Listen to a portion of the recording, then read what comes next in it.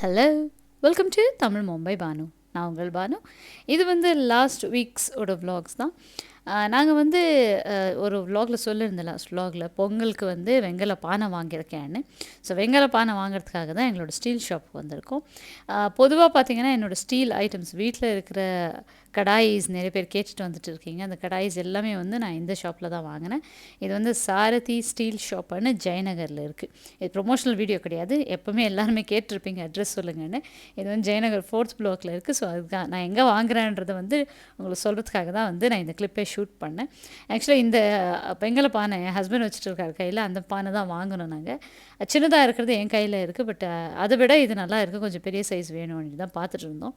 So இந்த கடையில் வந்துட்டு ஒரு 4 ஃப்ளோர்ஸ் இருக்குது. எல்லாமே கிடைக்கும் உங்களுக்கு. ரைட் ஃப்ரம் ஒரு சின்ன ஸ்பூன்லேருந்து பிடிச்சி உங்களுக்கு வந்து காப்பர் வெசல்ஸ்லேருந்து மிக்ஸி, ஃப்ரிட்ஜு எல்லாமே கிடைக்கும். எல்லா ஐட்டம்ஸும் நல்லா தான் இருக்குது, ஒர்த்தாக இருக்குது.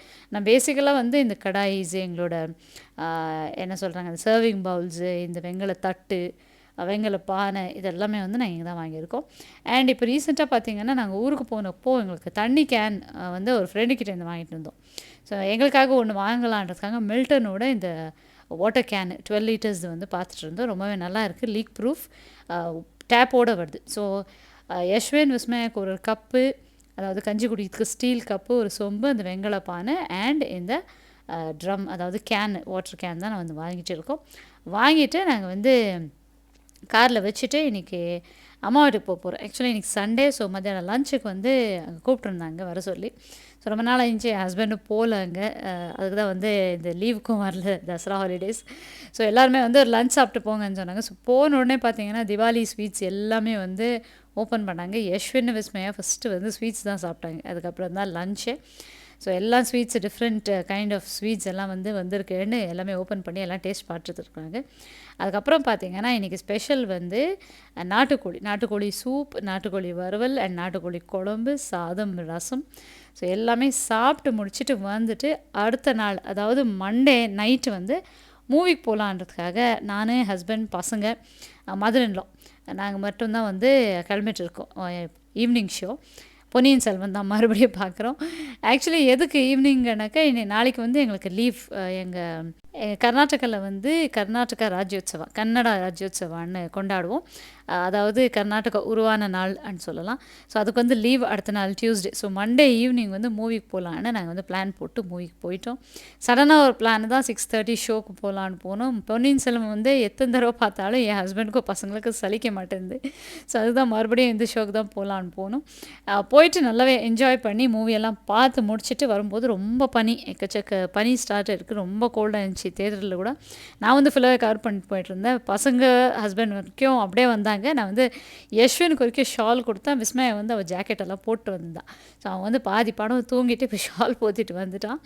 அடுத்த நாள் வந்து லீவுன்னு சொன்னேன் இல்லைங்களா, அடுத்த நாள் லீவுக்கு வந்து கொஞ்சம் லேட்டாக எழுந்து டிஃபன் எல்லாம் முடிச்சுட்டு இன்றைக்கி வந்து பிரியாணிக்காக எங்கள் குக்கரில் எல்லாம் ரெடி பண்ணி வச்சுருக்கேன்.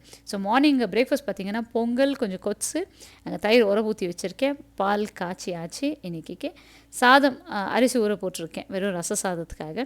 ஸோ எல்லாம் விசில்ஸ் எல்லாம் வாஷ் பண்ணி கிச்சன் எல்லாம் க்ளீன் பண்ணி முடிச்சுட்டு யஷ்வனுக்கு வந்து அவனுக்கு கொஞ்சம் ஆக்டிவிட்டீஸ் எழுதுறதுக்காக கொடுத்துட்டு நான் இன்றைக்கி ஃப்ரிட்ஜ் க்ளீன் பண்ணலான்றதுக்காக வந்தேன்.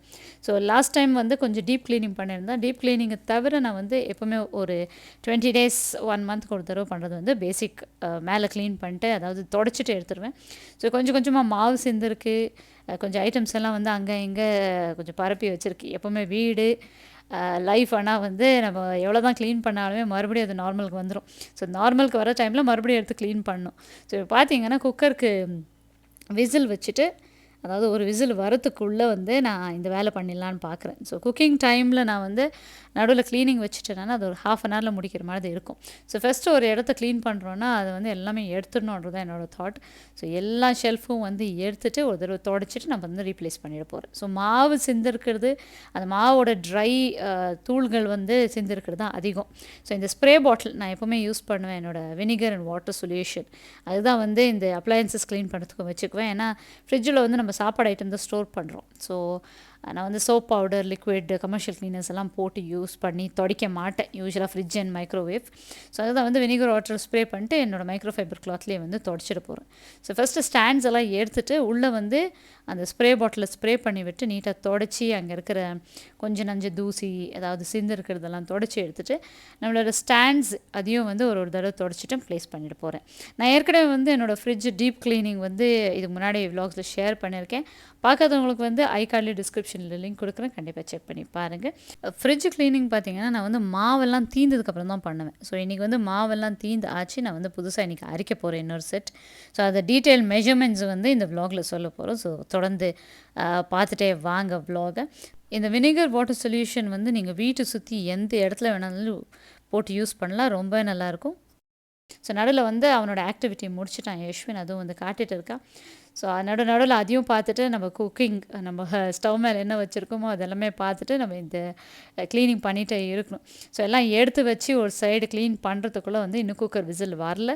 ஸோ 3 ஷெல்ஃபும் வந்து தொடச்சிட்டு நான் வந்து மறுபடியும் ரீப்ளேஸ் பண்ணிட்டேன். இப்போ வந்து ஒரு ஷெல்ஃபில் மேலே இருக்கிற ஷெல்ஃபில் தான் வந்து நான் லெஃப்ட் ஓவர்ஸ் எல்லாம் ஃபில் பண்ணி வைக்கலான்னு பார்க்குறேன். ஸோ வெறும் தொடச்சி நான் வந்து உள்ளே எல்லாமே செட் பண்ணி வச்சுட்டேன். எதுவுமே கழுவி டீப் க்ளீன் பண்ணல, நார்மல் க்ளீனிங் தான். ஸோ பார்த்தீங்கன்னா 10:35 ஆகிட்டுருக்கு. நம்மளுக்கு வந்து ஒரு சைடு க்ளீனிங் வந்து ஆல்மோஸ்ட் முடிஞ்சிடுச்சு. இப்போ வந்து செக்ரிகேட் பண்ணி ஆர்கனைஸ் பண்ண வேண்டியது தான். குக்கர் ஒரு விசில் வந்தோடனே ஆஃப் பண்ணிவிட்டேன். ஸோ குக்கர் வந்து ஒரு விசில் வந்து குக் ஆகிறதுக்குள்ளே நம்மளுக்கு இவ்வளோ வேலை முடியுது. ஸோ இதெல்லாம் முடிச்சுட்டு நம்ம வந்து டோரை அதுக்கப்புறம் தான் ஆர்கனைஸ் பண்ண போகிறேன். அதாவது எல்லாம் எடுத்துகிட்டு நான் ஒன்று ஒன்றா துடைச்சிட்டு வைக்க போகிறேன். ஸோ எப்பவும் போல் நான் ஒரு இடம் க்ளீன் பண்ணிட்டு மறுபடியும் அதில் வந்து ஏதாவது ரீஃபில் பண்ணுறேன்னா அது வந்து பால், சர்க்கரை, வெல்லம், இந்த மாதிரி ஐட்டம்ஸ் தான் இருக்கும். மங்களகரமான விஷயம் நீங்கள் பார்த்துருப்பீங்க லாஸ்ட் வ்ளாக்லேயே. ஸோ ஃபஸ்ட்டு ஃப்ரிட்ஜு ஓப்பன் பண்ணி அதாவது எல்லாம் எடுத்து க்ளீன் பண்ணதுக்கப்புறம் ரீஃபில் பண்ண போகிறது ஃபஸ்ட்டு ஐட்டம் பார்த்திங்கன்னா பால், அதுக்கப்புறம் வந்து வெல்லம், அதுக்கப்புறம் இந்த ஷெல்ஃபில் எல்லாமே வந்து லெஃப்ட் ஓவர்ஸ், கொஞ்சமாக குழம்பு, கொஞ்சம் தேங்காய் துருவல் இதெல்லாமே இருக்குது, அது அங்கே வச்சுருக்கேன். செகண்ட் ஷெல்ஃபில் வந்து நம்மளோட கொத்தமல்லி, கருவேப்பிலை, அந்த ஐட்டம் மாவு, கீழே வந்து இட்லி மாவு, தோசை மாவு, பின்னாடி பக்கம் பார்த்திங்கன்னா சில்லி பவுடர், அது வந்து 2 டப்பர் பாக்ஸில் போட்டு வச்சுருக்கேன். வெளியில் வச்சா கொஞ்சம் கலர் மாறுது எங்களோட வெதருக்கு. ஸோ அது வந்து செக்ரிகேட் பண்ணி வச்சாச்சு. இப்போ டோர்து வந்து ஒவ்வொரு ஷெல்ஃபாக எடுத்துகிட்டு நான் தொடச்சிட்டு மறுபடியும் ரீப்ளேஸ் பண்ணுறேன். ஸோ எல்லாம் எடுத்து வெளியே வைக்கணுன்னா எனக்கு வந்து கவுண்டர் டாப் இடம் பத்தலை. ஸோ ஒவ்வொரு ஷெல்ஃபில் இருக்கிற ஐட்டம்ஸ் எல்லாம் எடுத்துகிட்டு, சில ஐட்டம் வந்து என்ன வச்சுருக்கேன்னே தெரில டோரில். சில மாவு, வறுத்த கோதுமை மாவு கொஞ்சம் இருந்தது, நான் வந்து ஏதோ உருண்டைக்கு போட்டது. ஸோ அதெல்லாம் வந்து வாசனை பார்த்து நான் வந்து மறுபடியும் ரீஃபில் பண்ணி வச்சுட்ருக்கேன், அதாவது எடுத்து வச்சுட்ருக்கேன் அந்த இடத்துல. அண்ட் பேக்கிங் சோடாவும் பேக்கிங் பவுடரும் வந்து எனக்கு கன்ஃபியூஷன். அங்கே 2 பாக்ஸுமே வச்சுருக்கேன். பட் எது பேக்கிங் சோடா எது பேக்கிங் பவுடர்னு அது மேலே எழுதி வைக்க மறந்துட்டேன். ரொம்ப நாள் ஆச்சு கேக் பேக் பண்ணி. ஸோ பலகாரங்கள்லாம் செய்கிற டைமில் இது வந்து பண்ணலை. ஸோ என்ன பண்ண போகிறேன்னா 2த்தையும் எடுத்து க்ளீனிங்காக யூஸ் பண்ணிவிட்டு நான் வந்து புதுசாக baking soda and baking powder குக்கிங்காக வாங்கிட்டு வர போகிறேன். ஏன்னா வந்து எதுன்னு தெரியாமல் நம்ம யூஸ் பண்ணிட்டு அது ஏறக்குறை ஆகிறது வேண்டான்னு. ஸோ வாங்கிட்டு வந்த உடனே வந்து நான் லேபிள் பண்ணி வச்சுட்டு போகிறேன். ஸோ டோர் பக்கம் வந்து நான் ரொம்ப நாள் ஆச்சு க்ளீன் பண்ணேன். இந்த டீப் க்ளீனிங் பண்ணி முடிச்சதுக்கப்புறம் நான் வந்து நிறைய க்ளீன் பண்ணலை. அதுக்காக தான் இந்த பாதிப்பு, இந்த மாதிரி விஷயங்கள் ஆகும்.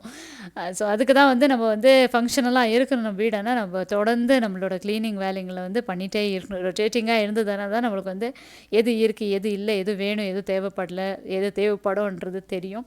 ஸோ ஒவ்வொரு ஷெல்ஃபாக வந்துட்டு நான் அந்த கிளாஸ் ஷெல்ஃப் அந்த லைனர்ஸ் எல்லாம் எடுத்துகிட்டு நீட்டாக தொடச்சிட்டு மறுபடியும் வந்து தேவை இருக்கிற ஐட்டம் மட்டும் ஃபில் பண்ணி வச்சுட்ருக்கேன்.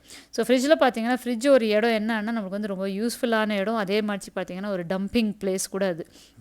ஸோ பொதுவாக நம்ம ஏதாவது ஒரு கரண்டி குழம்பு மீந்தாலுமே வந்து வேஸ்ட் பண்ணக்கூடாதுன்ற தாட்டில் உள்ளே வச்சுடுவோம். உள்ளே வச்சு மறந்துடுவோம். அது வந்து இன்னொரு 10 நாள் கழித்து தான் அந்த குழம்பு இருக்கிறதே தெரியும். ஸோ என்னன்னா என்னோடய தாட்டு, நம்ம யூஸ் பண்ணுறோமா மறுபடியும் அதை வந்து சூடு பண்ணி சாப்பிட்றோமான்ற தாட்டு ஃபஸ்ட்டு வரணும். இல்லைன்ற பட்சத்தில் அப்போவே வந்து யாருக்காவது கொடுத்துறது இல்லை டிஸ்போஸ் பண்ணி விட்டுட்டா பெட்டர். ஸோ பட் பார்த்தீங்கன்னா டைம் 11:05. நம்ம வந்து ஆல்மோஸ்ட் ஃப்ரிட்ஜை வந்து ஃபுல்லாக க்ளீன் பண்ணிட்டோம். ஃப்ரீசர் செக்ஷனை பண்ணேன், பட் அது ஷூட் பண்ண மறந்துட்டேன். ஸோ ஃப்ரீசர் செக்ஷன் நான் எப்படி பண்ணியிருக்கேன்னா இங்கே வந்து அவல், கார்ன்ஃப்ளவர், மைதா அண்ட் இங்கே வந்து கொப்பரை வச்சுருக்கேன். அண்ட் இந்த ஸ்டீல் டிஃபன் பாக்ஸில் பார்த்தீங்கன்னா வெண்ணெயை வந்து நான் பீஸாக கட் பண்ணி வச்சு ஃப்ரீசரில் ஸ்டோர் பண்ணுவேன். இது வந்து பச்சை பயிர் முளைக்கட்டி வச்சது. நீங்கள் பார்த்துருப்பீங்க, தீபாவளிக்கு நான் வந்து காலையிலேயே குருமா பண்ணியிருந்தேன். அதில் வந்து பாதி எடுத்து வைக்கிறேன் ஃப்ரீசரில்னு எடுத்து வச்சுருக்கேன். நெக்ஸ்ட் வீக்குக்கு யூஸ் பண்ணிடுவேன். ஸோ இந்த பாஸ்கெட்டில் மொத்தமாகவே வந்து கொட்டை வகைகள் எல்லாம் தானிய வகைகள் எல்லாம் இதில் வச்சுருக்கேன். இந்த ஸ்பேஸும் முன்னாடி கொஞ்சம் ஸ்பேஸும் நான் எப்போவுமே க்ளீன் பண்ணும்போது காலியாக வச்சுருவேன். இந்த டோரில் வந்து பொதுவாக பொடிங்க தான் இருக்குது. ஸோ எதுவுமே வந்து இப்போ க்ளீன் பண்ணுற ஐடியா இல்லை எனக்கு. ஏன்னா எடுத்துனேன்னா எனக்கு வந்து இன்னும் டைம் எடுத்துரும். ஏன்னா நான் குக்கிங்கும் முடிக்கல, வெறும் பிரியாணிக்கு வந்து விசில் தான் வர வச்சுருக்கேன். ஸோ எனக்கு வந்து அந்த வேலை வந்து இப்போ வச்சுக்கிறது வேண்டாம். இந்த பொடிங்க காலி ஆகிற டைமில் வந்து நான் க்ளீன் பண்ணிக்கலான்ட்டு நான் டோர் பக்கம் ஃப்ரீசரில் வச்சுக்கல, இங்கே வச்சுக்க தான் வந்து எல்லாம் க்ளீன் பண்ணிட்டேன். ஸோ இங்கே பார்த்தீங்கன்னா ஃபஸ்ட்டு இதில் பால், வெல்லம், சாக்லேட்ஸ். அண்ட் இந்த ஷெல்ஃபில் பார்த்தீங்கன்னா லெஃப்ட் ஓவர்ஸ். இந்த கீழே பார்த்தீங்கன்னா கோதுமை மாவு, கொத்தமல்லி, கருவேப்பிலை. அதுக்கு கீழே வந்து இட்லி மாவு, தோசை மாவு, முன்னாடி முட்டை, எக்கு பாக்ஸ் வச்சுருக்கேன். அது பின்னாடி வந்து சில்லி பவுடர். இந்த டோர் பக்கம் பார்த்தீங்கன்னா நான் வந்து இது சியா சீட்ஸ். இது வந்து பேக்கெட்டோடு இருக்குது. ஃப்யூச்சரில் எதுக்காவது வறுத்து போட்டுக்கணுன்னா போட்டுப்பேன். இது வந்து லெமன் ஜூஸ், கசூரி மேத்தி, அப்புறம் வந்து நம்மளோட Horlicks, boost, sunrise coffee, instant coffee powder, sauce வகைகள், சில ஐட்டம். இந்த காஞ்ச மிளகாயெல்லாம் கொஞ்சம் வெளியில் வச்சா கொஞ்சம் சாம்பல் பூத்த மாதிரி ஆகிட்டுருக்கு. இந்த மழை சீசன்னால் கொஞ்சம் ஹியூமிடிட்டி கம்மியாக இருக்குது, அதாவது ஃப்ளக்சுவேட்டிங்காக இருக்குன்றதுனால அதையும் வந்து நான் ஃப்ரிட்ஜில் தான் வச்சுருக்கேன் கவரோடு சேர்த்து. அண்டு இந்த பவுலில் வந்து உடைச்ச தேங்காய், ஃபெஸ்டிவல்க்கெல்லாம் உடைச்சது வந்து வச்சுருந்தேன். அது வந்து அப்படியே வச்சா வந்து அதில் இருக்கிற டஸ்ட்டெல்லாம் கீழே வந்து ஃப்ரிட்ஜு கலீஜ் ஆகுது, அதாவது டர்ட்டி ஆகுது இந்த ஃப்ரீசர் செக்ஷன். ஸோ அதுக்காக வந்து ஒரு பட்டர் பேப்பர் கீழே வச்சுட்டு அது மேலே வச்சு இது வச்சுருக்கேன். பட்டர் பேப்பர் வைக்கிறதுனால நம்மளுக்கு அந்த ஐஸுனால ஒட்டாது அந்த பாக்ஸ். ஸோ எல்லாம் க்ளீனிங்கை முடிச்சுட்டு நம்ம வந்து ஃபஸ்ட்டு டீ குடிச்சிடலாம். டைம் ஆச்சு, டீ டைம் வந்து 11:25 டீ குடிச்சிட்டு இருக்கேன். ஏன்னா இன்றைக்கி வந்து ஹஸ்பண்ட் வந்ததுக்கப்புறம் தான் பசங்க வந்து பிரியாணி சாப்பிட்றாங்க. ஸோ குக்கிங் பிரியாணி டைம் வந்து எனக்கு கொஞ்சம் லேட் ஆகுது. ஸோ இன்றைக்கி லீவ்ன்றதுனால மாவு அரைக்கிற வேலை இன்றைக்கி எடுத்திருக்கேன். நிறைய சிஸ்டர்ஸ் வந்து உங்களோட இட்லி தோசை மெஷர்மெண்ட் காட்ட சொல்லியிருந்தீங்க. ஸோ அதுதான் இன்றைக்கி இன்க்ளூட் பண்ணிகிட்டு இருக்கேன். இது வந்து இட்லி அரிசி சேர்த்து தான் நான் வந்து இட்லி தோசை மாவு அரைப்பேன். இந்த இட்லி அரிசியை வந்து இந்த கப்பில் மெஷர்மெண்ட்டில் நான் வந்து 2 செட்டாக பண்ண போகிறேன். ஸோ 2 செட்டு மாவுக்கு ஒரு செட்டுக்கு கரெக்டாக சொல்லிடுற மெஷர்மெண்ட். இந்த கப்பில் வந்து இட்லி அரிசி 5 கப், ஒரு செட்டுக்கு வந்து 5 கப் இட்லி அரிசி. அது கூட பார்த்தீங்கன்னா இது வந்து தோசை ரைஸ், அதாவது மோட்டா பச்சரிசி, தோசை அரிசின்னு சொல்லுவீங்க, அந்த மோட்டா பச்சரிசி. ஸோ அது வந்து ஒரு கிண்ணம், அதாவது 5 பங்குக்கு ஒரு பங்கு வந்து நம்ம தோசை அரிசி, 5 பங்கு இட்லி அரிசி, 1 பங்கு தோசை அரிசி. இதெல்லாம் மெஷர்மெண்ட்ஸும் நான் டீட்டெயில்டாக டிஸ்கிரிப்ஷன் பாக்ஸில் கொடுக்குறேன், கண்டிப்பாக செக் பண்ணி பாருங்கள். இது கூட பார்த்தீங்கன்னா நம்ம வந்து உளுந்து, நான் வந்து முழு உளுந்தாக எடுக்கிறேன். ஸோ மோட்டா பச்சரிசி 1 கப் போட்டு முழு உளுந்தை வந்து கோபுரமாக போட்டு நம்ம வந்து 1.25 கப், 1.25லேருந்து 1.5 அளவுக்கு நான் போட போகிறேன். ஸோ 5 கப் இட்லி அரிசி, 1 கப் மோட்டா பச்சரிசி தோசை அரிசி, அண்டு 1.5 கப் அளவுக்கு முழு உளுந்து. நீங்கள் உடச்ச உளுந்து கூட எடுத்துக்கலாம். நான் 1.5 கப் போட்டிருக்கேன். உளுந்து வந்து நாங்கள் வாங்கிட்டு வந்திருந்தோம். அந்த கவர் வந்து அதில் இருக்கிறது ஃபஸ்ட் தீர்த்துட்டு அதுக்கப்புறம் பார்த்தீங்கன்னா பாட்டிலில் ஸ்டோர் பண்ணி வச்சுருக்கேன். இதை எடுத்துக்கலான்றதுக்காக நான் வந்து இந்த கவரில் இருக்கிறது ஃபஸ்ட் யூஸ் பண்ணிட்டேன். ஸோ 1.5 கப் 2 பங்குக்கும் வந்து நான் உளுந்து போட்டுட்டு, இதுக்கு ஃபைனலாக பார்த்தீங்கன்னா நம்ம வந்து அவல், நார்மல் கட்டி அவல்னு சொல்லுவோம், நம்ம உப்புமா வகைகளுக்கெல்லாம் செய்கிற அவல், அது வந்து ஒரு ஃபுல் கோபுரம் அளவுக்கு நான் வந்து 1 பங்கு அவல் போட்டுக்கிறேன். ஸோ 5 இட்லி அரிசி, 1 தோசை அரிசி, 1.5 முழு உளுந்து, 1 கோபுரம் அளவுக்கு இருக்கிற அவல், அதாவது கட்டி அவல். இதான் மெஷர்மெண்ட்ஸ். நான் பொதுவாக வந்து இப்படி தான் இட்லி தோசை மாவு அரைக்கிறேன். இது ஒரே மாவில் வந்து நீங்கள் இட்லி, தோசை, பணியாரம் எல்லாமே செய்யலாம். நான் தனித்தனியாக அரைக்கிறது கிடையாது, எல்லாத்துக்கும் ஒரே மாவு தான், ஒரே அளவு தான். ஸோ இது எல்லாத்தையும் வந்து நல்லா மிக்ஸ் பண்ணிவிட்டு நம்ம வந்து நல்லா 4-5 தடவை இதை வந்து நல்லா கழுவி எடுக்கணும்.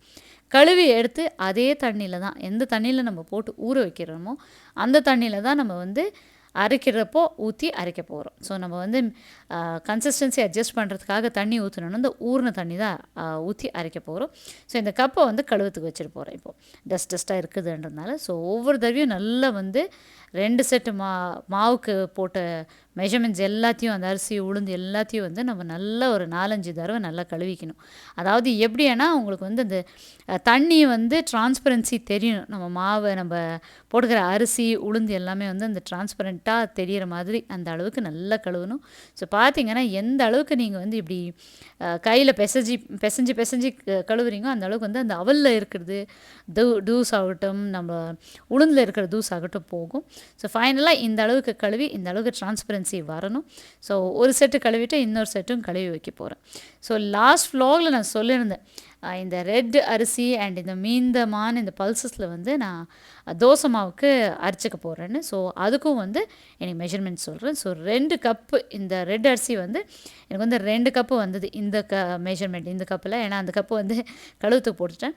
ஸோ அது கூட வந்து நான் எடுத்து வச்சுருக்க பச்சரிசி அண்ட் தானிய வகைகள் இதெல்லாமே போட்டு இதுக்கு வந்து 2 கப்பு நீங்கள் தோசை அரிசி எடுத்துட்டிங்கன்னா அதுக்கு வந்து அரையிலேருந்து 3/4 கப் அளவுக்கு உளுந்து எடுத்து இன்னொரு அரை கப்லேருந்து 3/4 கப் அளவுக்கு நம்ம வந்து அவல் கட்டி அவல் இது ஃபுல்லாகவே போட்டலாம். அவலும் தீந்துடுச்சு. ஸோ அதை ரீஃபில் பண்ணுறதுக்கு முன்னாடி அதையும் கழுவ போகிறேன். இப்போ பார்த்திங்கன்னா நம்ம 2 பங்கு அளவுக்கு பச்சரிசி பச்சரிசி எடுத்தோம். அது கூட வந்து கொஞ்சம் மீதமான தானியங்கள் இருந்தது. அது தேவைன்னா போட்டுக்கலாம், இல்லைனாலும் விடலாம். ஸோ வந்து 2 கப்புக்கு அரையிலேருந்து 3/4 கப் அளவுக்கு உளுந்து, அரையிலேருந்து 3/4 கப் அளவுக்கு அவல் கட்டி அவல் இது எல்லாத்தையும் போட்டு நல்லா கழுவி நான் இதை வந்து மிக்சியில் அரைச்சிக்க போகிறேன். ஏன்னா கொஞ்சமாக இருக்குது. நான் 2 செட்டு மாவு அரைச்சி அதுக்கப்புறம் இது போடுறதுக்குள்ளே லேட் ஆகும் ஈவினிங். ஸோ இதை வந்து நான் ஊற போட்டு மாவு அரைக்கும் போது இது வந்து மிக்சியில் போட்டு அரைச்சிக்க போகிறேன். ஸோ இந்த அளவுக்கு அதையும் நல்லா வந்து ஒரு 4-5 தடவை கழுவி எல்லா ஐட்டமையும் வந்து நான் ஊற போட போகிறேன். டைம் பார்த்திங்கன்னா 12:40 ஆக போகுது. ஸோ ஈவினிங் தான் நான் வந்து அரைக்க போகிறேன். அதுக்குள்ளே வந்து நம்ம பிரியாணிக்கு உண்டான ஐட்டம்ஸ் எல்லாம் பண்ணணும். ஸோ இன்னும் டைம் இருக்குது. 2:30 மணிக்கு தான் ஹஸ்பண்ட் வருவாங்க. ஸோ எல்லாத்தையும் ஊற போட்டு பிரியாணி ஸ்டவ் கூல் ஆகட்டும் குக்கர்ன்றதுக்காக அப்படியே விட்டு வந்தேன். இங்கே அவல் வாங்கி வந்தாச்சு, எடுத்துகிட்டு வந்தாச்சு மேலே இருந்து. பட் அது வந்து ரீஃபில் பண்ணோம். அந்த டப்பா வந்து கழுவ போட்டிருக்கேன். ஸோ இந்த கேப்பில் வந்து விஸ்மயாக்கு வந்து கோம்ஸ் எல்லாம் கழுவ சொல்லியிருந்தேன். எல்லாரோட கோம்ஸ் எல்லாம் வந்து அவள் வந்து நீட்டாக கழுவி எடுத்துகிட்டு இருக்கா, ஊற போட்டிருந்தது. ஏன்னா ஏதாவது ஒரு வேலை கொடுத்துட்டு இருந்தாலும் அந்த ஹாலிடே டைமில் பிஸியாக இருப்பாங்க அவங்க. அண்ட் யஷ்வனுக்கு வந்து அவனோட துணி செட்டு எல்லாமே வந்து நீட்டாக அவனோட வாட்டத்துக்கு அவனுக்கு ஆர்கனைஸ் பண்ணி வைக்க சொல்லியிருந்தேன். ஸோ அவன் வந்து ஃபஸ்ட்டு பனியன் அண்ட் அண்டர்வேர் எல்லாம் வந்து மடிக்க சொன்னேன். எப்படி மடிக்கிறதுன்னு சொல்லி கொடுத்தேன். அதை வந்து நீட்டாக ஃபோல்ட் பண்ணி அதுக்கப்புறம் வந்து அவனோட ஷர்ட்ஸ் அண்ட் பேண்ட்ஸ் வந்து அவனே வந்து கொஞ்சம் க்ரியேட்டிவாக திங்க் பண்ணி எல்லாமே செட்டாக வச்சிடுறேன்னு சொல்லி க்ரியேட்டிவாக ஸ்டார்ட் பண்ணான். ஆக்சுவலி ரொம்ப இன்ட்ரெஸ்ட் இல்லாமல் போர் அடிக்கிற மாதிரி தான் ஸ்டார்ட் பண்ணால். பட் நான் வந்து கொஞ்சம் சொன்னேன், எல்லா ஷெல்ஃபும் வந்து நீ தொடச்சிட்டு நீட்டாக இந்த மாதிரி அரேஞ்ச் பண்ணி வை, உன்னோட ஷெல்ஃப் வந்து நல்லா இருக்கும்னு சொன்னேன். ஸோ அவனே வந்து க்ரியேட்டிவாக இந்த மாதிரி டிஷர்ட்டெல்லாம் இப்படி மடித்து அது கூடவே வந்து பேண்ட்ஸ் ட்ராக்ஸு ஷார்ட்ஸ் எல்லாம் வந்து மேட்ச் பண்ணி வச்சுட்டு போகிறான். ஸோ ஒவ்வொரு நாளும் வந்து ஸ்ட்ரைட்டாக ஒரு செட் எடுத்தால் பேண்ட்டு அதாவது டாப் டிஷர்ட் அண்ட் பாட்டம் வந்து வந்துடும். ஸோ அந்த ஐடியா சொல்கிற வழிக்கு அவளுக்கு வந்து ரொம்ப சந்தோஷம் ஆகிடுச்சு. ஸோ இன்ட்ரெஸ்ட்டாக வந்து எல்லா ஷர்ட்டும் எடுத்துகிட்டு மடித்து வச்சுட்டு இருக்கான். ஸோ நம்ம பசங்களுக்கு வந்து கொஞ்சம் அட்லீஸ்ட் அந்த ஏஜுக்கு ஏற்ற மாதிரி அவங்களுக்கு வந்து அவங்களோட வேலைகள் அவங்களோட பொறுப்புகள்னு கொஞ்சம் கொஞ்சமாக விட்டுட்டு வரணும். ஏன்னா வந்து திடீரென்னு வந்து அவங்களுக்கு எல்லா பொறுப்பும் வந்தால் அதை ஏற்றுக்கிற தன்மை ஆகட்டும், அதை ஃபாலோ பண்ணுற மெச்சூரிட்டி ஆகட்டும் அவங்களுக்கு வராது. ஸோ சின்ன வயசுலேருந்தே கொஞ்சம் அவங்க ஏஜுக்கு உண்டான மெச்சூரிட்டிக்கு உண்டான பொறுப்புகளை வந்து கொஞ்சம் கொஞ்சமாக கொடுக்கணும். பரவாயில்ல, கொஞ்சம் தப்பு செஞ்சால் இல்லை வந்து அரைங்குறைமாக செஞ்சாலும் பரவாயில்ல, நம்ம வந்து இப்படி செய்யணும் அப்படி செய்யணும்னு சொல்லி கொடுத்து செஞ்சால் தான் வந்து அவங்க மேலும் மேலும் அந்த இண்டிவிஜுவாலிட்டி அவங்களுக்கு வரணும். இதான் நான் நம்புகிறேன். ஸோ யஷ்வனுக்கு சொல்லியாச்சு, விஸ்மயாவுக்கும் வந்து சொல்லிட்டு இருந்து அவளும் வந்து நீட்டாக தேவை இருக்க ட்ரெஸ்ஸஸ் எல்லாம் ஃபோல்ட் பண்ணிவிட்டு டெய்லி வருது, தேவையில்லாதெல்லாம் ஒரு பக்கம் வச்சா. ஸோ இங்கே எல்லாமே எடுத்துகிட்டு இந்த ஷெல்ஃபில் வந்து அடக்கி வைக்கணும். ஸோ தேவையில்லாதெல்லாம் இந்த கட்டை பேக்கில் போட்டு வச்சுட்டு இந்த ஷெல்ஃபில் வந்து அவளும் எல்லாமே அரேஞ்ச் பண்ணிட போகிறா. ஒரே ஷெல்ஃப் தான் சொல்லியிருந்தேன். ஸோ ஒரே ஷெல்ஃப் தான் க்ளீன் பண்ணியிருக்கா, கீழே எல்லாம் பண்ணலை. ஸோ நம்ம பிரியாணி வந்து நல்லா வெந்து வந்துடுச்சு. அதுக்கு அரிசி ஜீரக சம்பா அரிசி வந்து நான் வந்து அளந்து போட்டு தம் வைக்க போகிறேன். ஸோ பிரியாணி வந்து எப்படி செய்கிறது, Thalappakattu biryani, normal dum biryani and one pot biryani எல்லாமே வந்து நான் ஏற்கனவே நிறைய வ்ளாக்ஸில் இன்க்ளூட் பண்ணியிருக்கேன். பார்க்காதவங்களுக்கு லிங்க் டிஸ்கிரிப்ஷனில் கொடுக்குறேன், கண்டிப்பாக செக் பண்ணி பாருங்கள். ஸோ எல்லாமே வந்து கிளியர் பண்ணி எல்லாம் அரேஞ்ச் பண்ணி அவன் வாட்டத்துக்கு வந்து செட்டாக ஃபோல்ட் பண்ணி வச்சுட்டான். ஸோ ஃபோல்ட் பண்ணுறது சொல்லி கொடுத்ததில் வந்து அவனுக்கு ரொம்ப ஒரு இன்ட்ரெஸ்ட் வந்தது. ஸோ அவனை வந்து ஒரு பெரிய பையனை ட்ரீட் பண்ணுறேன்ற ஒரு தாட் போல். ஸோ இன்ட்ரெஸ்ட்டாக வந்து அவனே வந்து எல்லாம் அரேஞ்ச் பண்ணி அவனோட ஷெல்ஃபை வந்து நீட்டாக செக்ரிகேட் பண்ணி வச்சுட்டான். ஸோ எனக்கு ஒரு பெரிய வேலை மீந்தது. ஸோ விஸ்மயா, யஷ்வின் அவங்கவுங்க வார்ட்ரோபை ஓரளவுக்கு செக்ரிகேட் பண்ணிட்டாங்க. எல்லாம் முடித்து சாப்பிட்டு அதுக்கப்புறம் 5 o'clock போல் நான் மாவு அரைக்க வந்துட்டேன். நீங்கள் அரிசி உளுந்து ஊற போட்டால் மினிமம் ஒரு 5 to 6 hours நல்லா ஊறணும். அண்ட் இது வந்து நம்ம ஊற வச்ச தண்ணி. ஸோ அந்த ஊற வச்ச தண்ணி போட்டு தான் நம்ம வந்து அரைக்கணும் மாவு. இந்த இட்லி தோசை மாவு 1 pot ப்ரிப்ரேஷனுக்கு வந்து இதுதான் மெயின். ஸோ நான் வந்து நல்லா கழுவி நல்ல தண்ணியில் ஊற போட்டுருங்க. அப்போ தான் வந்து உங்களோட இட்லி மாவு வந்து நல்லா பொங்கி வரும், இட்லி தோசை எல்லாம். நான் ஏற்கனவே சொன்ன மாதிரி இந்த மாவுலேயே வந்து நான் இட்லி தோசை பணியாரம் எல்லாம் செய்வேன். 1 pot மாவு. நான் தனியாக உளுந்து தனியாக அரிசியெல்லாம் நான் அரைக்கிறது கிடையாது. எல்லாம் சேர்த்து வச்சு தான் அரைச்சி இட்லி தோசை பணியாரம் எல்லாம் செய்கிறது. இந்த ஊற வச்ச மாவு தான் கடைசி வரைக்கும் கன்சிஸ்டன்சி அட்ஜஸ்ட் பண்ணுறதுக்கு நான் ஊற்றி அரைக்க போகிறேன். ஸோ 5 தான். வெளியில் வந்து மழை ஸ்டார்ட் ஆச்சு. ஸோ யஷ்வினும் விஸ்மயா வந்து படிச்சுட்டு இருக்காங்க. அவங்க வந்து ஸ்டோரிஸ் அது இது படிச்சுட்டு இருக்காங்க. நான் மத்தியானம் ஃப்ரிட்ஜு க்ளீன் பண்ணி அந்த பாக்ஸஸ் ஃப்ரீசரில் வச்சுருந்த பாக்ஸஸ் எல்லாம் வந்து கழுவி வச்சுருந்தேன். ஸோ தேவை இருக்கிற ஐட்டம் வந்து இப்போது ஸ்டோர் பண்ணி வச்சிடலாம். அது கூட ட்ரை ஆகிட்டுருக்குன்றதுக்காக ஃபஸ்ட்டு அவல் டப்பா வந்து கழுவணும். ஸோ அவலை வந்து ஸ்டோர் பண்ணி ஃப்ரீசரில் வச்சுட்டு போகிறேன் மாவு ஆட்டுற டைம்லேயே. ஸோ இங்கே வந்து விழுந்து நல்லா ரொம்ப பாசத்தோடு 2 பேரும் வந்து ஸ்டோரி படிச்சுட்டு இருக்காங்க. எவ்வளோ நேரம் தான் தெரியல. ஸோ மாவு ஆட்டுற டைமில் வந்து நம்மளுக்கு வேலை கம்மி தான். ஸோ ஒரு 3/4 மணி நேரத்தில் வந்து மாவு ஒரு செட்டு மாவு ஆகிடும். நான் எப்போவுமே வந்து ஒரு 45 minutes தான் வச்சுப்பேன். ஸோ அந்த கேப்பில் வந்து நம்ம புக்கை படிக்கலான்னு புக் எடுத்துருக்கேன். ஸோ இது வந்து மேரி ஹிகின்ஸ் கிளார்க்கோட புக். ரீசெண்டாக வந்து இந்த ஆத்தரோட புக்ஸ் படிச்சுட்டு இருக்கேன். த்ரில்லர் நாவல்ஸ் ரொம்ப ரொம்ப த்ரில்லிங்காக ரொம்ப நல்லா இருக்குது. ரொம்ப பெருசாகவும் இல்லை, ரொம்ப வந்து இழுக்கிற ஸ்டோரியும் கிடையாது. ஒரு சின்ன புக்கு தான், பட் வந்து நல்ல டீட்டெயில்டாக நல்ல இமேஜினேஷனை தூண்டுற அளவுக்கு க்ரியேட்டிவாக ரொம்ப நல்லா எழுதியிருக்காங்க. ஒரு மூவி பார்க்குற அளவுக்கு தான் இருக்குது. ரொம்ப நல்லா இருக்குது. த்ரில்லர் நாவல் ஆக்சுவலி. நான் இது வந்து ஒரு 3வது புக் படிச்சுட்டு இருக்கேன். ஃபஸ்ட்டு வந்து ஜஸ்ட்டு சும்மா தான் எடுத்துகிட்டு வந்தேன். பட் 3வது புக் ரொம்ப நல்லா இருக்குது. அண்ட் என்னோடய வ்ளாக்ஸை கண்டினியூஸாக பார்த்துட்டு வரவங்களுக்கு தெரியும். நான் வந்து லைப்ரரியில் எவ்ரி 10 days 1 week ஒரு தடவை போய் புக்ஸ் எடுத்துகிட்டு வந்து அதான் என்னோடய பெரிய பொழுதுபோக்கு, என்னோடய மீ டைம். ஸோ எப்போல்லாம் டைம் கிடைக்குதோ நான் புக்ஸ் தான் படிப்பேன். நிறையா டிவி எல்லாம் வந்து வாரத்துக்கு ஒரு தடவை தான் பார்ப்பேன், அதாவது சாட்டர்டேஸ். மற்றபடி புக்ஸ் தான் என்னோடய ஃபேவரட் மீ டைம்.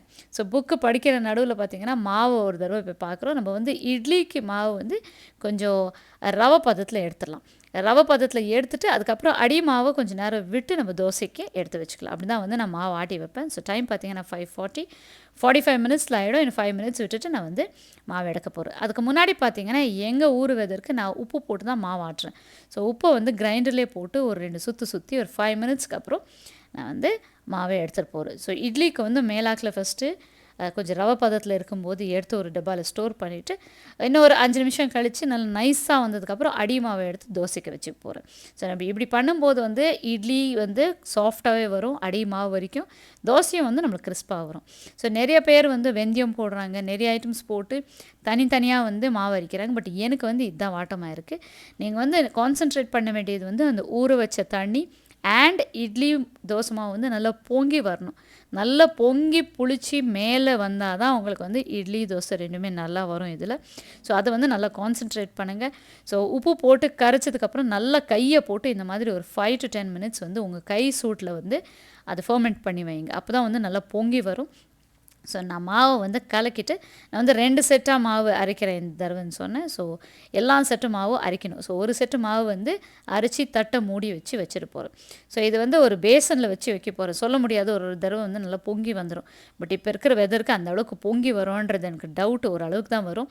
ஸோ இருந்தாலும் நம்மளுக்கு வந்து டு பி அந்த சேஃபஸ்ட் சைடு நான் ஒரு கீழே ஒரு பெரிய பேசன் வச்சு அது உள்ளே வச்சு இந்த மாவை ஸ்டோர் பண்ணி வைக்க போகிறோம். ஒரு செட் ஆகிடுச்சு. இப்போ 2வது செட்டு போட்டிருக்கேன். டைம் பார்த்திங்கன்னா 5:50. இதுவும் வந்து ஒரு 45 minutes ஆகிடும். ஸோ ஒரு செட்டு வந்து போட்டு இன்னொரு செட்டு வந்து கழுவி வச்சுருக்கேன் அந்த ஊற போட்ட பாத்திரம் எல்லாம். இந்த கேப்பில் பார்த்திங்கன்னா நம்ம வந்து ரெட் அரிசியில் ஊற போட்டிருந்தோம் இல்லையா தோசைக்கு, அதையும் வந்து மிக்சியில் போட்டு அரைச்சிடலாம். மிக்சியில் வந்து ஒரு 5 minutes அரைப்பட்டுரும். நல்லா நைஸாக வந்து நம்ம அரைச்சி எடுக்க போகிறோம். ஸோ கொஞ்சமாக மாவு இருக்குது. இது வந்து ஒரே செட் ஆகிட்டு சின்ன பாக்ஸில் வந்து நான் செட் பண்ணி போகிறேன். இதுக்கும் வந்து உப்பு போட்டு கரைச்சி கையை போட்டு நல்லா கரைச்சி ஊற்ற போகிறேன். இந்த தோசை வந்து ரொம்பவே ஃப்ளேவர்ஃபுல்லாக ரொம்ப டேஸ்ட்டாக இருந்தது. என்ன தான் நம்ம பச்சரிசி போட்டாலும் இந்த ரெட் அரிசியில் செய்கிற தோசை இட்லி மாவு வந்து ரொம்பவே டேஸ்ட்டாக இருக்கும். ரொம்ப கிறிஸ்பியாக நல்லாவே இருக்கும். அதுக்கு தான் வந்து அதிரச மாவு செஞ்ச உடனே அந்த மீதமான அரிசியை வந்து நான் உடனே தோசை போட்டு அதை கன்சியூம் பண்ணிவிடுவோம். ஸோ இப்போ டைம் பார்த்தீங்கன்னா 6:45 ஆயிட்டுருக்கு. ஸோ யஷ்வின் விஸ்மயோட டின்னர் டைம் நாளைக்கு வந்து அவங்களுக்கு ஸ்கூல் இருக்குது. ஸோ சீக்கிரம் சாப்பிட்டு படுத்துடணும். ஸோ அந்த டைம்லேயே வந்து நான் மாவும் ஃபுல்லாக அரைச்சி 2 செட், ஒரு செட்டு வந்து ஃபுல்லாக கரைச்சி வச்சுட்டேன். இந்த 2 செட்டு 2 டப்பாவில் போட்டு நம்ம வந்து அரைச்சி எடுத்துட்டோம். மாவு அரைச்ச உடனே நம்மளுக்கு பெரிய வேலை வந்து க்ளீனிங் தான், வேறு வழி இல்லை. ஸோ எல்லாமே க்ளீன் பண்ணி தொடச்சி வச்சுட்டா நாளைக்கே எனக்கு ஈஸியாக இருக்கும். அண்ட் இந்த மாவு வந்து அடுத்த 15 டேஸ்க்கு எனக்கு யூஸ்ஃபுல்லாக இருக்கும். இது ஏன் வந்து நான் 15-20 டேஸ்க்கே அரைச்சி வைக்கிறோன்னா, எங்களோட ஊர் வெதருக்கு வந்து சீக்கிரமாக புளி வரதில்லை, எப்பவுமே வந்து கோல்டாக தான் இருக்குது. ஸோ ஃபர்மெண்டேஷன் லேட் ஆகுது. நான் வந்து வாரத்துக்கு ஒரு தடவை முதல்ல போட்டுருந்தேன் வெறும் இட்லி தோசைக்கு ஒரு செட். பட் இப்போ வந்து ரொம்ப லேட்டாக ஃபர்மெண்ட் ஆகுது. திடீரென்னு வந்து டிஃபன் செய்யணுன்னா வந்து டைம் எடுக்குது அது அரைச்சி ஃபர்மெண்ட் பண்ணி வைக்கிறது. அதுவும் இல்லாமல் தொடர்ந்து வந்து இந்த இட்லி தோசை மாவில் வந்து கையை போட்டு அரைச்சிட்டு நாங்கள் வந்து இந்த தண்ணியிலே இருந்தால் வந்து கை இழுக்கிறது, கொஞ்சம் கோல்ட் ஆகிறது எல்லாமே ஸ்டார்ட் ஆகுது. ஏன்னா திடீர்னு பனி மானம் மூடிட்டு மழையோட பனியும் ஸ்டார்ட் ஆச்சு. ஸோ இப்போலேருந்து வந்து ஆல்மோஸ்ட் ஃபெப்ரவரி வரைக்கும் நான் இப்படி தான் வந்து 15-20 டேஸ்க்கு சேர்த்த மாதிரி மாவு அரைச்சி வைப்பேன். ஏன்னா வெதர் வந்து அந்த அளவுக்கு சில்லுப்பு இருக்கும். ஸோ அதுக்கப்புறம் பார்த்தீங்கன்னா நல்லா வெயில் கொஞ்சம் வரும், கொஞ்சம் புளி ஆகும்ன்றதுனால நான் வந்து ஒரு 1 வீக் எவ்ரி வீக் வந்து அரைக்கிறது ஸ்டார்ட் பண்ணுவேன். ஸோ பார்த்தீங்கன்னா மாவு அரைச்ச கையோடு எல்லாமே வந்து தொடச்சி க்ளீன் பண்ணி எடுத்து வச்சிட்டோம். அப்படி பண்ணால் தான் வந்து நம்மளுக்கு அடுத்த நாள் வேலை ஆகும். ஸோ புதுசாக இருக்கிற டிஷர்ட் நான் சொல்லியிருந்தேன், கிரைண்டர் வந்து அரைச்சி எடுத்துகிட்டு டிஷர்ட் போட்டு தான் கவர் பண்ணுவேன். ஸோ அந்த பழைய டிஷர்ட் ஹஸ்பண்டோடது வந்து தூக்கி போட்டேன். இது என்னோடய டிஷர்ட்.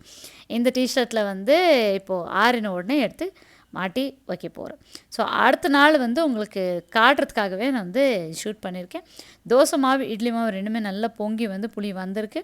இதை வந்து ஃபைனலாக நம்ம இட்லி ஊற்றுற டைமில் வந்து ரொம்ப கலக்கிடக்கூடாது. நமக்கு இட்லி மாவு வந்து எப்போவுமே ஒரு அளவுக்கு தான் கலக்கணும். அந்த ஏர் பபிள்ஸ் எல்லாம் ரொம்ப பர்ஸ்ட் பண்ணி விடக்கூடாது. ஸோ கலக்கி தேவை இருக்கிற அளவுக்கு வந்து நம்ம ஒரு சின்ன பவுலில் சேர்த்துட்டு, உங்களுக்கு ரொம்ப கட்டியாக இருந்ததுன்னா கொஞ்சம் தண்ணி சேர்த்து ஊற்றிக்கலாம். நான் வந்து கரெக்டான பதத்தில் தான் கன்சிஸ்டன்சி அட்ஜஸ்ட் பண்ணிவிடுவேன் அந்த ஊற வச்ச தண்ணியில். ஸோ முடிஞ்ச அளவுக்கு நீங்கள் மாவு கரைக்கும் போதே வந்து எக்ஸ்ட்ரா தண்ணி ஆட் பண்ணுற மாதிரி இல்லாமல், நீங்கள் உடனே அந்த கரைக்கும் போதே தேவை இருக்க இட்லி ஊற்றும் போது உங்களுக்கு எந்த கன்சிஸ்டன்சி வேணுமோ அந்த கன்சிஸ்டன்சிலேயே வந்து தண்ணியை ஊற்றி கலக்கி எடுத்து வச்சுக்கோங்க. அடுத்த நாள் வந்து தண்ணி சேர்க்காமல் இட்லி ஊற்றுங்க. அப்போ தான் இட்லி நல்லா வரும்.